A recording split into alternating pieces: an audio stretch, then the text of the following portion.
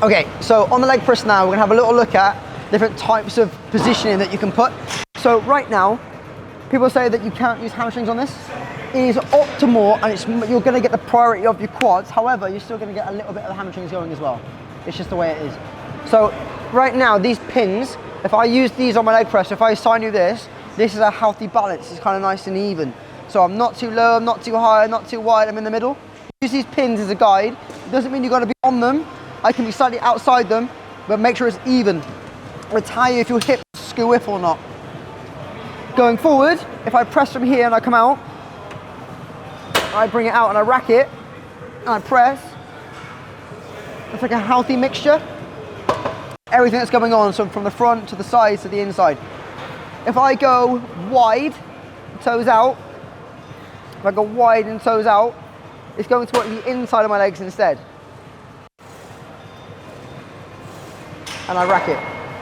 If I go narrow, to work on the outside of my legs instead.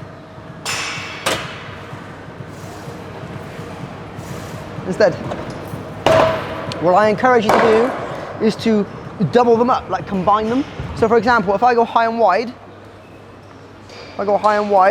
it's gonna basically work the inside of my legs, but also I get more of a stretch on the back of my legs as well. So this is the first pairing I would recommend. High and wide with your toes out.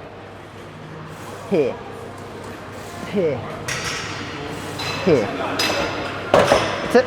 The next one I would recommend is if you go low and narrow, you're gonna work on the top, but you're also gonna work on the outside.